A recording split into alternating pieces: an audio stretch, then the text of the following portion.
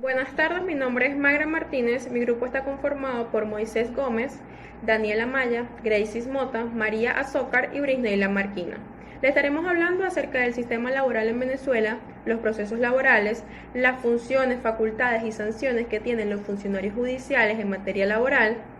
y los principios que están inmersos en cada uno de esos procesos.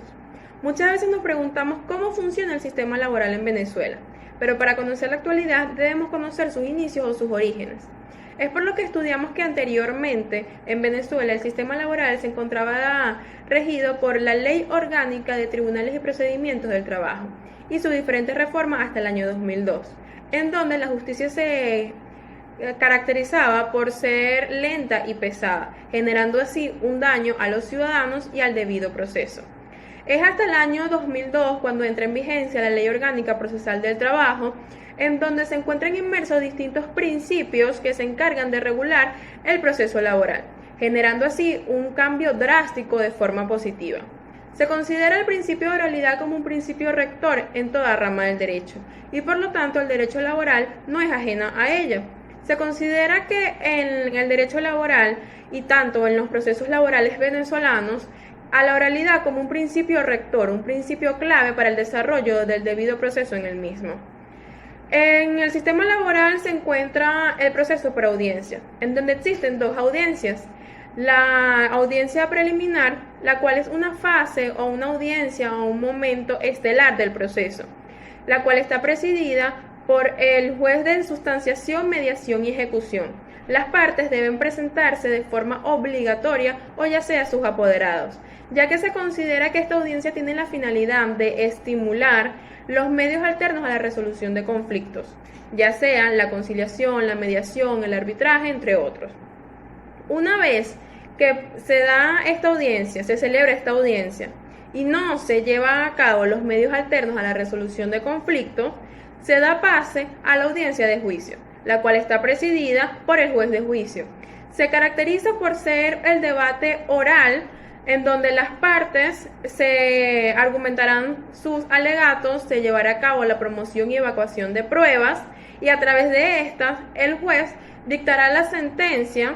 de forma oral, y luego la establecerá o la dictará de forma escrita en un lapso de 5 días hábiles siguientes al pronunciamiento oral. Es importante resaltar que en todo este proceso, en todas estas audiencias, el principio de brevedad debe estar presente, pues esto da el carácter de fiabilidad y de concentración en cada uno de los momentos. Además, en ellas se da la inmediación, pues tanto las partes como el juez se encuentra en contacto directo con las pruebas, generando así una mayor afectación en cada uno de los procesos. Muchas gracias.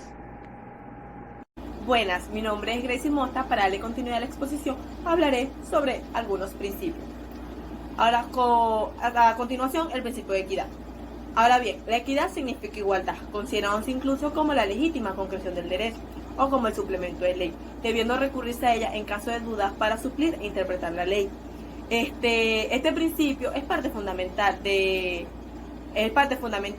Así lo establece el artículo 2 de nuestra Ley Orgánica Procesal del Trabajo. Por lo tanto, la equidad en el proceso es la justicia del caso, aquella que va más allá de la fría letra de ley para resolver todo tipo de controversia, según lo que resulte más sano y constructivo, en base al bien que debe hacerse y al mal que debe evitarse. Seguimos con el principio de uniformidad procesal, siguiendo el mandato estipulado en el artículo 257 de nuestra Constitución de la República Bolivariana de Venezuela, el cual establece que el proceso constituye un instrumento fundamental para la realización de la justicia. Es por lo que la Ley Procesal Laboral venezolana establece un procedimiento uniforme, oral, breve, público, contradictorio para todo tipo de conflictos judiciales que sean competencia a la jurisdicción laboral. Así se entiende que a través de este único y uniforme proceso quedan todos aquellos asuntos contenciosos del trabajo que no tengan atribuida su resolución a la conciliación y al arbitraje. Como por ejemplo tenemos aquellas demandas con prestaciones sociales y otros derechos derivados de ellas. Tenemos las demandas por daños material o moral, entre otros. Otro principio fundamental es el de gratuidad, la cual impone que el acceso a la justicia procesal laboral no puede tener para las partes débiles costo alguno, cuestión que beneficia también a las partes, a las otras partes. En el artículo 8 de nuestra Ley Orgánica Procesal del Trabajo se puede leer la imposibilitación del cobro de la tasa, aranceles o pago de servicios, de igual modo que así se establece a los servidores públicos como los notarios y registradores, que se cooptarán de cobrar tasas, aranceles, pagos de los casos o otorgamiento de poderes. Siguiendo la vinculación de este principio, se establece la creación de la Defensoría Pública de Trabajadores, cuya función es asistir a los trabajadores a los tribunales con carácter gratuito. Al respecto, el artículo 143 de nuestra Ley Orgánica Procesal del Trabajo establece que el Estado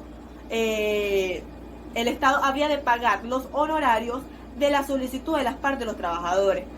por medios económicos del arbitraje laboral. En cuanto al principio de concentración, el cual se basa en que hay concentración cuando se juntan tanto la persona y el juez como las partes y las pruebas. Es importante resaltar que la concentración procesal en la Ley Orgánica Procesal del Trabajo se manifiesta en la necesidad de promover las pruebas en la audiencia preliminar, como lo establece el artículo 73, en la evacuación de la audiencia de juicio, como lo establece el artículo 152 de dicha ley. Referente al principio de publicidad, al principio de publicidad procesal, se explica que la publicidad en el sentido procesal es hacer público el proceso, o sea, tener acceso y lugar. Los actos del proceso respecto a las partes consiste en que los actos a través de los cuales se desenvuelven deben ser necesariamente visibles para las partes. Buenas tardes, profesor. Mi nombre es María Azócar y para darle continuidad a nuestro ciclo de exposición tenemos entonces lo que es la prioridad de la realidad de los hechos y equidad. Es aquel por el cual, en caso de divergencia entre lo que ocurre en la realidad y lo que se ha plasmado en los documentos, debe darse prioridad a lo que surge en la práctica. Con este principio se establece la existencia o no de una relación laboral. Y con ello se procede a la protección que corresponde como tal. Este principio es muy beneficioso para establecer o comprobar cuando se está en presencia o no de una relación laboral, pues tiene elementos que van a servir para identificarlas, que son la prestación personal, el pago de una remuneración y la subordinación. En cuanto a la pregunta de analizar los actos procesales ejecutados por los sujetos activos y pasivos del proceso, así también los privilegios y prerrogativas que tiene la nación, los estados, los municipios y las empresas del estado como sujetos pasivos de la relación jurídico-procesal, se conoce al actor o demandante como sujeto activo y al juez en representación del estado como sujeto pasivo. El sujeto activo puede ser cualquier persona natural o jurídica por un solo acto de voluntad, al iniciar el proceso con cualquier fin. Otra cosa es que la ley exija determinados requisitos para que esta demanda sea admitida y se inicie el proceso, que estos serían presupuestos procesales. Y para que se pueda resolver esta pretensión de fondo mediante la sentencia, entonces los elementos que constituyen la conexión intelectual en el procedimiento laboral venezolano serían el litisconsorcio, que constituye un proceso único con pluralidad de las partes. Sarmiento expresa que una actuación conjunta de diversas personas en un juicio, ya sea que intervengan como actores o como demandadas, lo que sería una consecuencia de la legitimación plural. Siendo así, dos o más personas accionan judicialmente en contra de una o varias demandadas, estando todas las legitimadas para que no conozca la causa a través de una sola pretensión, en un único proceso. Por lo tanto, el juez dictará una sentencia que cubrirá con su manto a todos los litisconsortes participantes. El artículo 46 de la Ley Orgánica Procesal del Trabajo establece que las pretensiones de las partes para poder litigar en un mismo proceso judicial del trabajo de manera conjunta, ya sean activa o pasivamente, deben ser por causa u objeto. Sin embargo, esta regla tiene una considerable excepción, que está representada por la existencia de las denominadas prerrogativas procesales de la República, que también son conocidas como las prerrogativas procesales de la Administración Pública. Las prerrogativas procesales de la Administración Pública Nacional no son más que privilegios de los cuales ésta goza frente a un particular, dentro de un proceso en el cual el Estado es parte. Estos privilegios se tienen por mencionar algunos, que son los siguientes: la improcedencia de la confesión ficta, el amplio poder cautelar, la inembargabilidad de los bienes, agotamiento de la vía administrativa o antejuicio de mérito, no condenatoria en costas procesales, régimen especial de citación por oficio para la contestación de la demanda, limitación probatoria, entre otras. Conforme al ordenamiento jurídico venezolano, la República cuenta con una serie de privilegios y prerrogativas procesales que le son irrenunciables y deben ser aplicadas por las autoridades judiciales en todos los procedimientos ordinarios y especiales en que sea parte el Estado. Los Estados tendrán los mismos privilegios y prerrogativas fiscales y procesales de que goza la República. De igual manera, los institutos públicos o autónomos gozarán de los privilegios y prerrogativas que la ley acuerde a la República. Los estados, los distritos metropolitanos o los municipios, en este sentido, resulta muy claro que el legislador nacional, a pesar de que a nivel constitucional se propugna la igualdad judicial como valores superiores de nuestro ordenamiento jurídico y de la actuación de la República en general, consideró que la República, los estados, los municipios, los distritos metropolitanos y los institutos públicos o autónomos han de contar con una protección que en la práctica puede traducirse como una división de la tutela jurídica efectiva del particular, que parte de la doctrina ha entendido como necesario para la autoridad administrativa, para que alcance una adecuada satisfacción del interés general, el cual implica lógicamente una desigualdad de las partes, ya que debe prevalecer el interés superior entendido como el Estado, a favor de la colectividad. Estas prerrogativas y privilegios se califican como violatorias del principio de igualdad, porque en muchos casos, y una memoria de las órdenes absolutistas, aun cuando otras obran en su defensa, en cualquier caso, sobre lo que no existe duda es que las prerrogativas, dado su carácter de privilegios que muestran los órganos y entes del Estado en el campo judicial, es decir, una situación especial y ventajosa que presenta la administración pública ante los particulares, en la consecución o desarrollo de la litis deben estar previstas en la ley e interpretarse de forma restrictiva. Muchas gracias, esta ha sido toda mi exposición. Buenas tardes, mi nombre es Brisneila Marquini y para darle continuidad al ciclo de exposición, se debe saber que la aplicación de la norma más favorable al trabajador consiste en la aplicación del principio de favor o indubio prooperatorio, el cual establece que en caso de dudas en la aplicación de dos leyes se aplicará con preferencia la ley orgánica del trabajo de los trabajadores y las trabajadoras, mientras que en caso de dudas o conflictos en la aplicación de dos normas se aplicará la que más favorezca al trabajador, y en caso de dudas o incerteza del juez entre dos declaraciones derivadas de una misma norma, ha de aplicar la que más beneficia al trabajador. Se debe resaltar que el principio indubio prooperatorio se encuentra consagrado en la Constitución de la República Bolivariana de Venezuela en su artículo 69, literal 3, y en el artículo 9 de la Ley Orgánica Procesal del Trabajo. Ahora bien, la sana crítica es el método de apreciación de la prueba, en donde el juez la valorará de acuerdo a la lógica, la máxima de experiencias y los conocimientos científicamente afianzados. La sana crítica se encuentra establecida en el artículo 10 de la Ley Orgánica Procesal del Trabajo. Por su parte, en cuanto a la organización del circuito judicial del trabajo, este se encuentra establecido en los artículos 15, 16 y 19 de la Ley Orgánica Procesal del Trabajo, el cual establece que los tribunales del trabajo se organizarán en cada circuito judicial en dos instancias. Una primera instancia constituida por los tribunales de sustanciación, mediación y ejecución del trabajo y los tribunales de juicio del trabajo. Y una segunda instancia integrada por los tribunales superiores del trabajo. En cuanto a su organización, composición y funcionamiento, estos se regirán por las disposiciones de esta ley y las leyes respectivas. De igual forma, establece que los tribunales del trabajo que conozcan en primera instancia serán unipersonales, estando constituidos estos por un juez y un secretario, ambos profesionales del derecho. Y los tribunales del trabajo que conocen en segunda instancia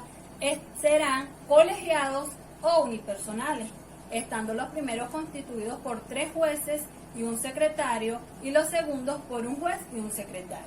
ambos profesionales del derecho. Ahora bien, en cuanto a la política judicial, se puede decir que es aquella que se encarga de estudiar la relación entre los jueces y el poder político, así como los efectos que éste tiene en cuanto a la protección de los derechos, la gobernanza o bien el balance entre los diferentes poderes. En Venezuela, la política judicial corresponde al Poder Judicial, el cual está representado por el Tribunal Supremo de Justicia. Esto se consagra en la Constitución de la República Bolivariana de Venezuela y en la Ley Orgánica del Tribunal Supremo de Justicia. Muchas gracias. Las figuras relevantes en todo momento del proceso, que es el juez. El juez es la máxima autoridad de un tribunal de justicia, cuya principal función es precisamente esta, la de administrar justicia en caso de que se presente ante él una situación controvertida entre dos personas. Un ejemplo sería que requerirá la decisión ecuánime y objetiva de un hombre que conozca exhaustivamente las leyes tanto como él. En el Código de Ética del juez venezolano y la jueza venezolana, en su artículo 2, define al juez como todo aquel ciudadano o ciudadana que haya sido investido o investida conforme a la ley para actuar en nombre de la República en ejercicio de la jurisdicción de manera permanente, temporal, ocasional o provisoria. Entre sus responsabilidades se observa la de definir el futuro de un acusado por determinado crimen o delito, y en esta situación hará lo mismo. Deberá someter a juicio las pruebas o evidencias reunidas para declararlo culpable o inocente según corresponda. Se caracteriza por contar con imparcialidad y autonomía. La imparcialidad no es solo un rasgo característico de los jueces, sino que constituye también un deber. Por tal, se entiende el hecho de que los jueces no se deben a una de las partes, es decir, no pueden tener interés directo o indirecto en que resulte favorecida una de las partes en el proceso. En la característica de autonomía del juez se refiere un aspecto funcional y conectado con la aplicación del derecho. Así, se dice que los jueces no dependen de los tribunales que fungen como superiores, sino que gozan de un espacio de libertad para juzgar y decidir con su conciencia jurídica y atención a la visión que se ha hecho de las causas y asuntos de su competencia. Esto quiere decir que la existencia de tribunales superiores no implica que estos le puedan imponer a los tribunales de instancia modos de pensar ni maneras de interpretar la ley, salvo como se ha visto en el ejercicio por parte del Tribunal Supremo de Justicia de la jurisdicción normativa. Los jueces disponen amplísimas facultades y más aún participan de forma activa en el proceso para satisfacer el interés general de la justicia de una manera efectiva. Mi nombre es Moisés Gómez y les voy a hablar sobre algunas personalidades que hacen vida en el tribunal. El secretario del tribunal es el funcionario público que está dispuesto para que actúe con el juez en la realización de algunos actos procesales y suscribe en él algunas resoluciones y sentencias y en general dará autenticidad a los documentos emitidos por el tribunal y custodiará el archivo y la realización de diligencias emitidas por la ley. Es entonces el jefe bajo el cual se encuentra en la dirección del personal subalterno y sobre quien reposa la responsabilidad de custodiar el expediente y el mobiliario del despacho. Como lo dispone el artículo 94 de la Ley Orgánica del Poder Judicial, el secretario es la persona libre de nombramiento y remoción de los jueces, por lo tanto, como todo funcionario debe reunir los mismos requisitos como cualquiera de ellos, ser mayor de edad, estar libre en el ejercicio de sus derechos y ser abogado. El alguacilazgo tiene como tarea la recepción de la correspondencia y el transporte y la distribución interna y externa de los documentos, la custodia de los privados de libertad dentro de la sede y el mantenimiento del orden de las salas de audiencia y las edificaciones, la práctica de las citaciones y notificaciones y la ejecución de las órdenes del tribunal y las demás normas y lineamientos que se establezcan en el Código Orgánico Procesal Penal, las leyes y los reglamentos internos de los circuitos judiciales penales. Fue añadido por parte del Código Orgánico Procesal en su artículo 511, tanto como el secretario del juez y el alguacil como parte fundamental del funcionamiento del tribunal, tanto así que sin la presencia de el juicio oral no tendría ninguna validez. El desarrollo de las actividades de dichos funcionarios públicos es importante y de incurrir en faltas, dichas figuras poseen una responsabilidad en los ámbitos bajo los cuales se han sometido dichas faltas. Son bajo los cuales una responsabilidad penal, la cual se origina por la comisión de una determinada conducta tipificada como delito, la responsabilidad civil, que ésta surge como consecuencia de la obligación de resarcir un daño causado y los perjuicios inferidos por el funcionario, y también la responsabilidad administrativa. Dicha responsabilidad proviene de los actos de su gestión y de los distintos representantes o administradores, y la responsabilidad disciplinaria, que forma parte de los sujetos encontrándose unidos en una administración y en virtud de la relación del empleado público, de una relación contractual y la preexistencia de un acto accesorio, concesorio y que incurra en alguna falta. Es importante y destacable que cada uno de los elementos que se incluyen en algún circuito judicial o en algún tribunal son importantes para la realización y el fin de puesto que si lo engranamos como un proceso o como por así decirlo, como algún elemento importante o perjudicial para que cada una de las funciones puedan ser realizadas, podemos determinar que cada uno de los elementos posicionados antes mencionados por mis compañeras y mi persona forman parte fundamental para el desarrollo de mismo y de las distintas actividades para poder cumplir con los fines realmente del derecho, que son cada uno como justicia, la equidad y realmente la responsabilidad sobre quien te va a reposar. Muchas gracias.